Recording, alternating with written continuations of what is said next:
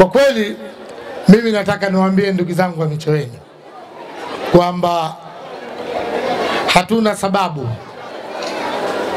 ya kutokuinyima kura Chama cha Mapinduzi. Kweli si kweli? Viongozi hapa wamepanda hapa akasema kwa ufupi. Na mimi sitaki kutumia muda mrefu sana. Nataka niwalete yale machaguo yetu hapa ambao watakwenda kutuwakilisha kwenye nafasi mbalimbali za udiwani, ubunge na uwakilishi. Lakini nataka kusema Micheweni ya miaka 20, miaka 10 si ya leo. Kweli si kweli? Micheweni huku tulikuwa tuna shida nyingi. Lakini mambo mengi yote ya msingi Dr. Mwinyi ameyafanya. Kweli si kweli? Kweli. Hospitali ya Micheweni ipo haipo? Ipo. Tuna hospitali yetu ya wilaya hapa. Leo alhamdulillah tulikuwa tunakwenda Wete. Leo tunakwenda Wete? Hatuendi. Tuko hapa Micheweni.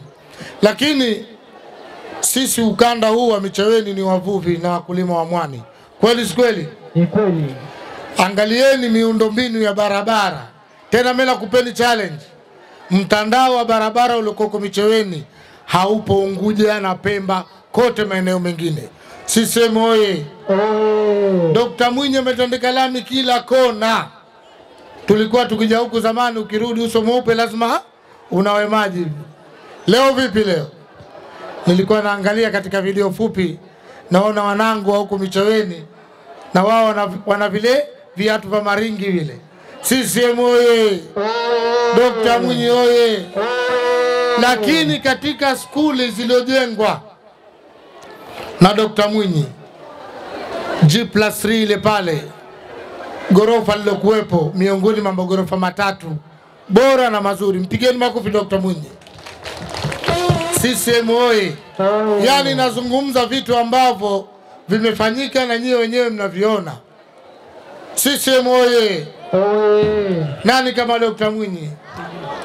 Lakini Dr. Mwinyi kwa kuwa najua ukanda huu wa uvuvi, tumetoa boti kwa ajili ya wavuvi pamoja na wakulima wa mwani, boti zisopungua 450. Mpigeni makofi Dr. Mwinyi.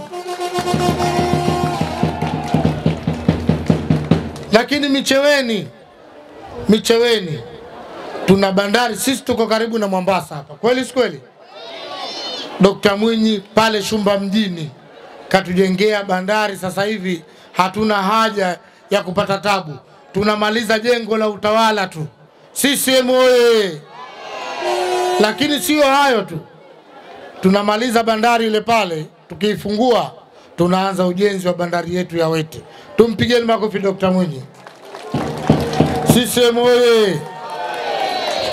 Lakini nchi pekee, na inasema kila siku, Afrika nzima, nchi inayowalipa watu wake, uwe umefanya kazi, hujafanya kazi, umefikia umri wa miaka 70, ni Zanzibar peke yake. Tupigeni makofi Dr. Mwinyi. Kwa taarifa nilizokuwa nazo, Micheweni kuna watu zaidi ya 2972 wanapata pensheni jamii. Dr. Mwinyi oye! Na nyie mmemsikia. Hali ikiimarika mambo yataboreka. Ni nchi pekee iliyopandisha pensheni jamii hata uko wenzetu hajafikia 150. Nani kama Dr. Mwinyi? Nani kama Dr. Mwinyi? Lakini Dr. Mwinyi anajenga viwanja vya michezo. Jamani, hii ni Micheweni tu. Kweli tuna sababu ya kumnyima kura Dr. Mwinyi? Sheikh Abdi hapa kakangu alisimama akasema hapa kwamba sumu tangu 95 tulijaribu kuchagua upinzani, kiliwashinda hata kisima cha drili kile kidogo. Kweli si kweli?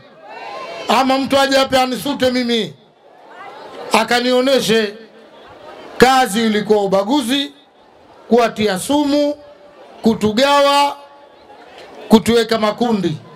Leo Dr. Mwinyi katuunganisha ndani ya Micheweni hii.